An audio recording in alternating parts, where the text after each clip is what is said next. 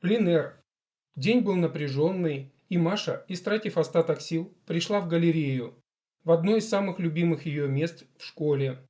Здесь она проводила множество часов и стала неформальным заведующим, ревностно следя за порядком и все время ища, что можно улучшить для того, чтобы усилить воздействие работ, которые она так любила. Она изучала освещение, подбирала специальные лампы, сделала ограждение от малышей, которые всегда рвались потрогать удивительные картины, правда и оно не всегда спасало. А Михаил Иванович относился к этому более лояльно, чем этого хотелось Маше.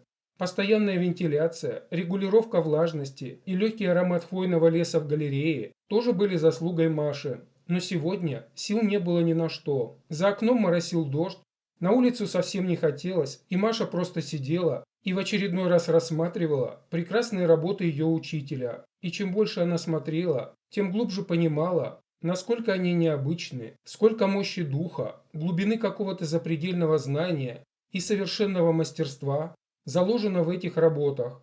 Какие же глубокие тайны сокрыты в великом искусстве, какого совершенства может достичь мастерство настоящего художника, и как благотворно может быть воздействие его духа на зрителей через такие работы. Прикасаясь к высокому мастерству, каждому хочется сделать нечто прекрасное, оставить такой же замечательный след, добавив в поле культуры и свой вклад красоты. Вот взять композицию всей галереи. Чем больше смотришь, тем больше удивляешься, как картины гармонично работают вместе, как каждая живет на своем месте и участвует в общей симфонии, дополняя звучание своих соседей. Какое необыкновенное чувство цвета, гармонии, сколько лет напряженного творческого труда скрывает это мастерство. Глубоко погрузившись в свои размышления, Маша вздрогнула, когда рядом сел Михаил Иванович. Что, Маша, все тайны искусства раскрыла? Если бы. Мне кажется, что я соприкасаюсь с бездной знания и мастерства, когда прихожу сюда, и никогда не смогу создать и что-то отдаленно похожее на ваши работы. Маша, снова напоминаю, вера, вера, вера. Она горами движет. Долой все сомнения. Любишь искусство, всего добьешься. В искусстве вера в свои силы особенно проявляется. Ты это можешь видеть в работах тех, кто, не имея профессионального образования и совершенной техники, тем не менее сумел сказать свое важное и нужное слово. Да, я себе это тоже постоянно напоминаю, вспоминая ваши слова. Сегодня, кстати, ты выбрала самое нужное место. Токи пространства очень напряжены, и искусство – самый целительный источник. Не буду тебе мешать.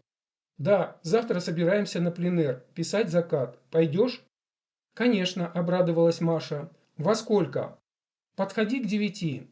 На следующий день, без 10:09, она уже стояла у школы, обсуждая новые краски с любителями живописи, которых уже собралось 5 человек.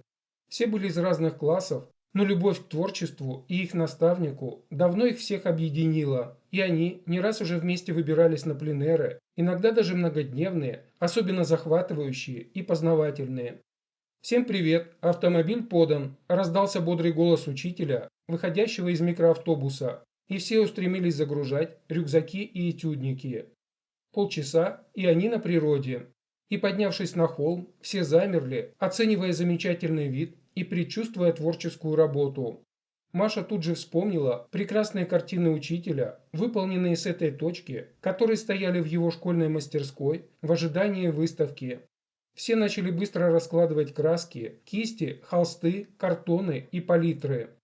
Задача – за 30 минут написать закат, передав максимум цвета, простора и воздуха. Формат брать лучше небольшой и быстро работать. Помните, все меняется очень быстро. Можно выбрать одну из двух тактик. Либо тщательно запомнить начальный вариант и писать его, либо стремиться за процессом и менять все на ходу. Выбирайте сами. Вперед!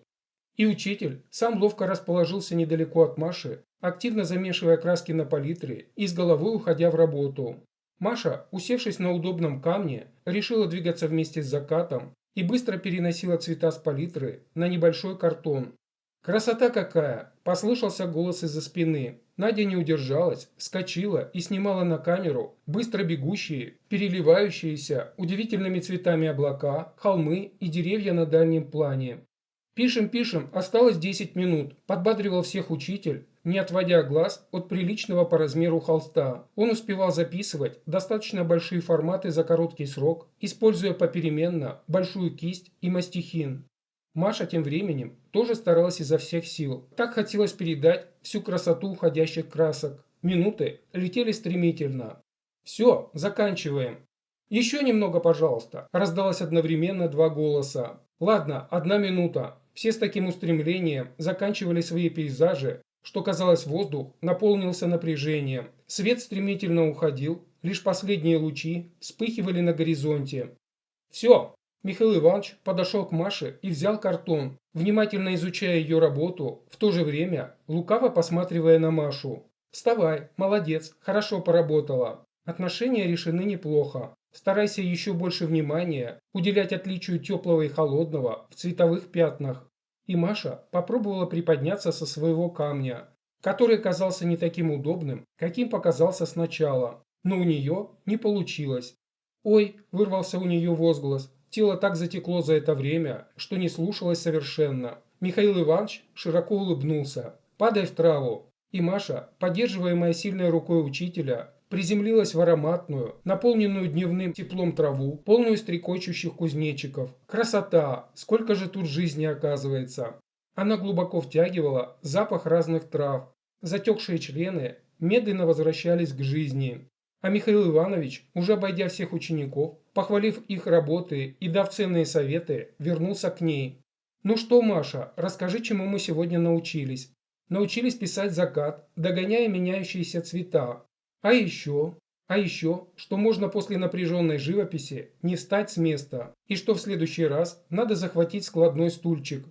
Мне бы еще хотелось, чтобы ты запомнила урок о том, что увлеченная, стремительная живопись позволяет так сосредоточиться на работе, что другие органы чувств перестают работать и перестаешь ощущать, что тебе неудобно сидеть до того момента, когда уже просто не можешь встать.